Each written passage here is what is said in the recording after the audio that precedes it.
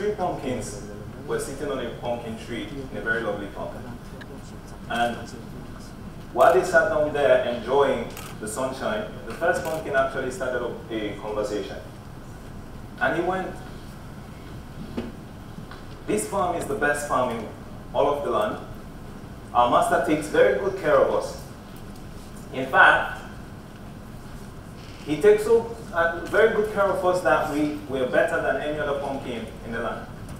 He makes sure that we get the right amount of sunshine, we get the right amount of water so that we don't dehydrate. He also makes sure that the soil is well nourished, as in is well fertilized, so that we get the right amount of nutrition and nourishment that our body actually needs. And this place is heaven." The second pumpkin goes, "Well, that's true actually. Our master takes very good care of us. But there's something not right about all of this kindness. He's showing us so much kindness, and there must be a reason for it." The first pumpkin goes, "Don't be ungrateful. Just look across the road there. You see those street pumpkins? They're dry. They fall to the ground. Nobody takes care of them. But here we have it so good. Don't be ungrateful. Be very grateful, because this is the best farm in the land." The second pumpkin goes, I know. I'm not trying to be ungrateful, but there's just something that is not right about this whole kindness." The third pumpkin, who has been very quiet all this while, responded, "I agree with you. There's something really sinister about all of this kindness. Why would he be this kind to us? I'm sure it must have something to do with that thing that human beings call Halloween." Now, like the last 2 pumpkins that I prefer to refer to as the intuitive pumpkins, on a daily basis, we all go through situations or decision requiring situations where all of the evidence actually points us in a particular direction, but something inside of our hearts tells us that that's not the right way to actually go. It's not very, very clear. We have it, and some people say, "I have this feeling, I just have this thing." Some people say, "I hear a still small voice telling me that just go the other way." That feeling that we have, that nagging feeling that we have, that thing that we can't place our finger on, but we feel it, that is what we refer to as intuition. And intuition is a very, very powerful concept, and in today's talk, I'll actually be talking about how we can use the intuitive process to better predict the actions of our friends, our loved ones, or in the case of organizations, the actions or reactions that competing firms will actually take given a particular situation. Now, when I talk about actions, I'm talking about actions as a product of decision-making processes, whether they are rational decision-making processes or decision-making processes that happen intuitively. Okay. With regard to the intuitive decision-making process, the society is very accepting or accommodating when individuals make decisions based out of their feelings or their emotions. However, in the business world, it's a different ballgame. You have managers who just can't tolerate an employee who makes a decision based out of his feeling or his emotion. Luckily enough, these kind of managers are actually becoming the minority. Why? Because most of the best business minds that we have today, they've actually credited most of their success to the power of the intuitive process. For instance, we have Steve Jobs saying that intuition or the intuitive process is a very powerful concept. He even believes that it's more powerful than intellect. And he's credited the intuitive process as being responsible for most of his success. Bill Gates also said that every now and then we have to rely on our intuition to be able to survive or be successful in the business world. Howard Schultz of Starbucks has something similar to say. And he has something similar to say. So is the intuitive process, is it actually the sole preserve of top business leaders? No. Actually, actually, there's a research that was carried out by the Economist Intelligence Unit in 2014, where they actually surveyed 174 managers, and they found that of all these managers, 73% of them actually trusted their decisions that they made based out of their own intuition rather than data-driven rational processes. Even those managers who claim that they relied more on the data-driven rational process, they actually claim that 68% of them actually claim that they still thought that the outcomes from the intuitive process was actually more trustworthy or better than outcomes that they actually got when they actually followed the data-driven rational process. In fact, some of them actually mentioned that the outcomes you get from intuitive decision-making and relying on the data-driven rational process is most oftentimes the same. So why is it then that more and more managers are actually embracing the intuitive process? They're embracing the intuitive process because in today's business environment, and the industries are becoming more and more volatile and very, very hyper-competitive, meaning that the speed at which organizations carry out competitive actions and reactions are so fast that managers cannot afford to rely on the time-consuming rational decision-making processes. They can't start going through the 8-step process to actually arrive at decisions in a very fast-paced industry.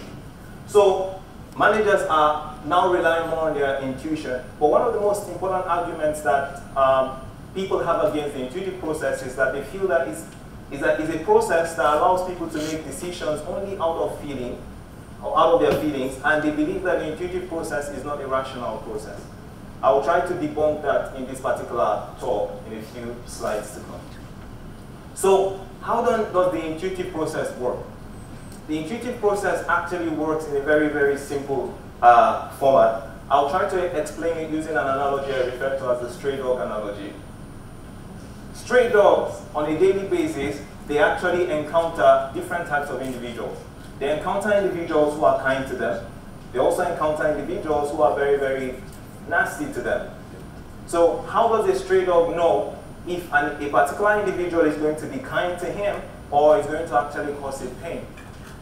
So what happens is, when the stray dog encounters the first individual in the first experience, if the individual reaches out into his pocket and brings out a bone or a biscuit, the stray dog automatically knows that this particular individual wants to be kind to it.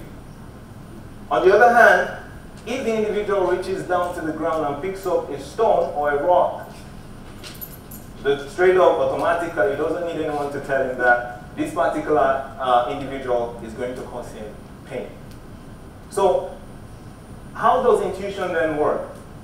Intuition actually works this way. Sorry. Intuition actually works this way. It recognizes, it pulls out experiences and recognizes similar patterns with the situation that the individual is actually facing, and then relays only the outcome to the individual. In other words, intuition first identifies the problem as the human being, and then identifies the characteristics or the situation surrounding that particular problem. A human being plus a bone or a biscuit is the pattern that it actually recognizes. The second pattern is the human, the problem, plus the stone and the rock.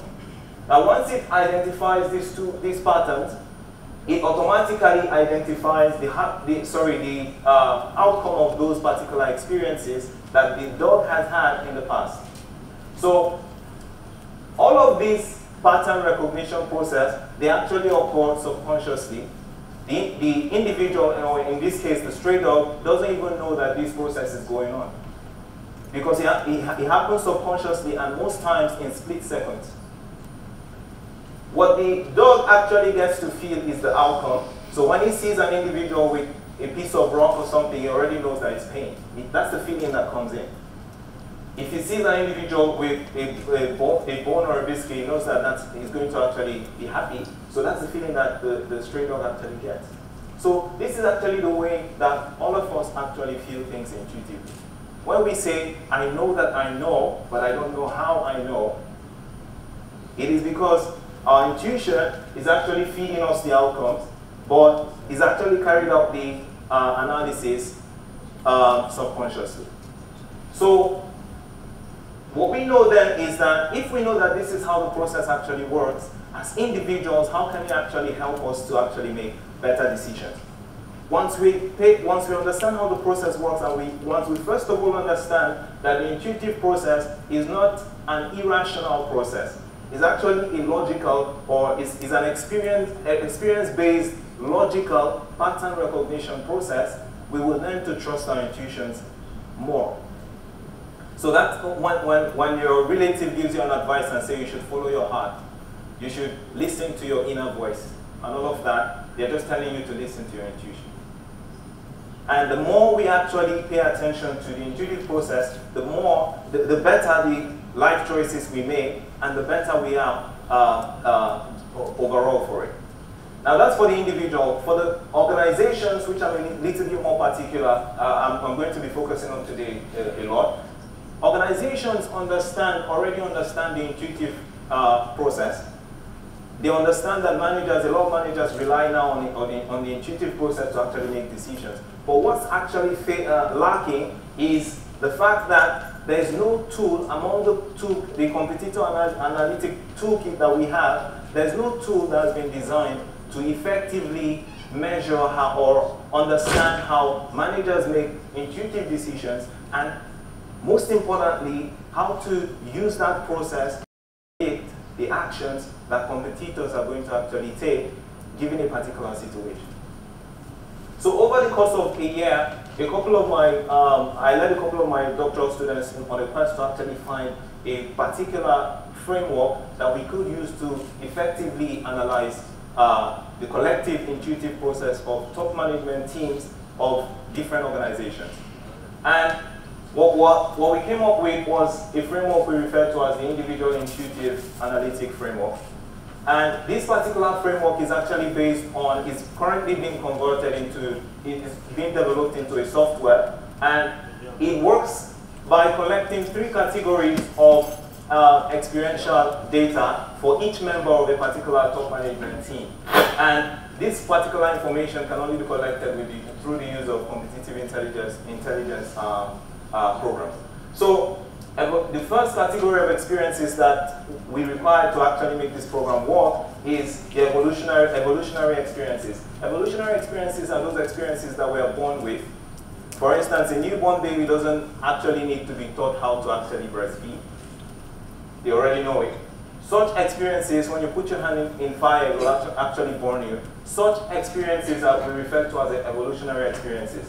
The second category of experiences that need to be collected, or data that need to be collected, is the personal experiences. This has to do with life experiences, special events in an individual's life, and especially the outcome of such events or such experiences that the individual has had. The third group of experiences is professional experiences, and we divide this into 2 experiences. The first is the experiences this individual member of a top management team has had with the current top management team, and experiences that he's actually had working for other organizations. These are career-based experiences outside the current team.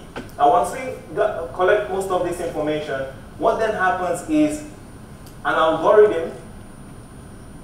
When the organization is faced with a particular problem or has to make a particular decision on a particular situation,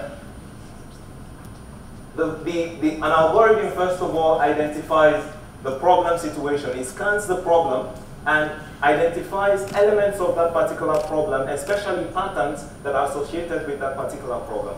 A second algorithm goes through the database, the experiential database, and identifies experiences, total experiences or partial experiences that match the patterns that they identified with that particular problem, and then pulls out outcomes related to the matching experiences.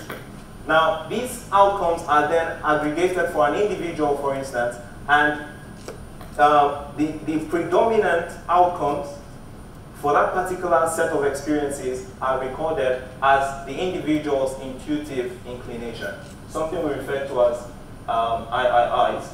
Okay, the individual's intuitive inclination. Now, if this particular analysis is carried out for each member of the top management team, they are then aggregated together, and the predominant individual intuitive inclination for that particular group is then generated as the group intuitive inclination figure. So it helps us understand which way a rival firm would actually be leaning when they actually use the intuitive decision-making process to actually decide on a particular factor. So we believe that this particular program, when we're complete, when we finish it, is actually going to be a very powerful tool to help. It's not going to do away with the rational, the processes that we have that helps us predict rational decisions. It will just complement the toolkits that the toolkit that we actually have in the competitor analysis framework. So knowing this, if organizations are able to pay more attention to how their competitors make decisions based out of their intuition, they will be able to more robustly or more comprehensively predict the actions that their competitors will take. Now, in conclusion, the intuitive process or the intuition is a very, very powerful tool that we all have, and the more we pay attention to it as individuals, the better the choices that we actually make, and the healthier the relationships that we have with our family, friends, and loved ones. One of my colleagues asked me a few minutes ago if the intuitive process can actually help him to identify who is actually going to get married to in the future.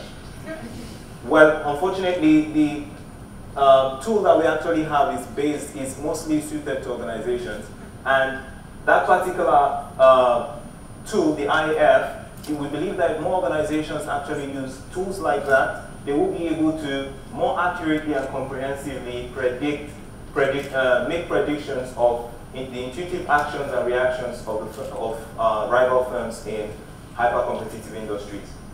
Thank you very much.